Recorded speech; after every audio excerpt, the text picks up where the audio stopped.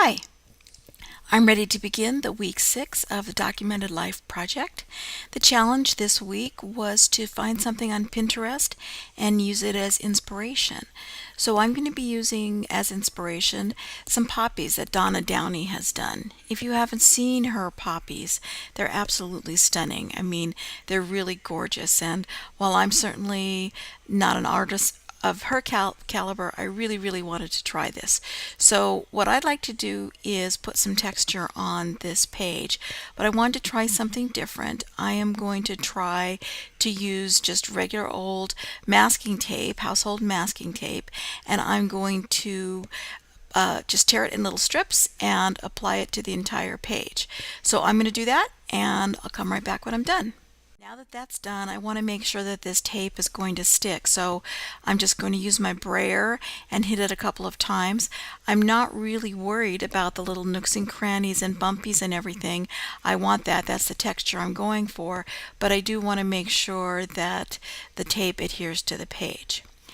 Now, you know, masking tape is shiny on the outside, and that's not going to hold paint. So to make sure that my paint adheres to the page, I'm going to use some clear gesso. Clear because I want the texture and the color of the masking tape to show through, and gesso because I need something for the paint to adhere to. So I'm just going to go ahead and cover this page lightly with some gesso, and then I'll be right back. Okay, that's done. So now I'm going to add some text. I've got an archival ink pad here by Ranger, and I've got a Hero Arts text stamp. Now you want archival ink because that means it's going to be permanent. It won't be affected by water once it's dry. So I'm just going to randomly stamp on this page, just trying to give a little bit more texture. I want some of this text to show, and as a matter of fact, when I look at this, I realize I actually stamped it upside down, but that's okay. It doesn't matter. It's just to provide some background texture. Now, I don't trust myself to draw poppies, so in Photoshop I used some watercolor brushes and made some sort of vague poppy shapes and then printed them out on my printer.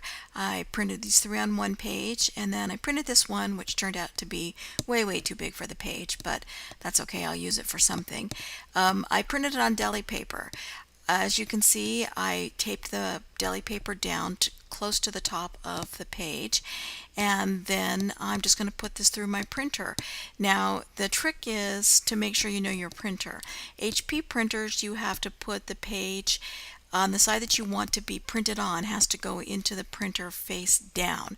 So I put my paper through this way. You're going to need to check your own printer if you should try this. But anyway, you push it through the printer that way, and it came out, and it came out really well. So I cut these poppies out very close to the actual poppy image itself, and I'm just going to figure out how to put these on the page, and then I'm going to use some matte medium to adhere them to the page, and then I'll be back.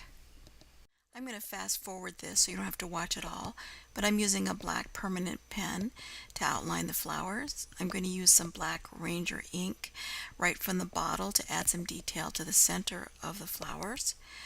I don't have the exact red that my printer spit out, so I'm going to use some red and some black paint to sort of create some dimension in the color, and then go over each of the flowers with those colors to sort of, you know, give it some realism. A flower wouldn't be all one color, so just a little bit of that to give it a little bit of dimension. Now I'm going to add some blue Golden's fluid acrylic. That's very transparent. As you can see, I'm painting it around the flowers, and you can still see through to that text that I stamped onto it. Once I'm done with that, I'm going to add some splatters of red paint and then some splatters of black paint, and then I'm going to call this one finished. Well, I was going to call it finished, but as often happens, once I'm finished with a project and I go back and look at it afterwards, I realized it really needed some more. So I added some more blue and also some more black splatters. I added a little tiny bit of white acrylic paint onto the flowers to give it just a little bit of highlight, and by that time then I thought I was done. Thanks for joining me, and I'll see you next time.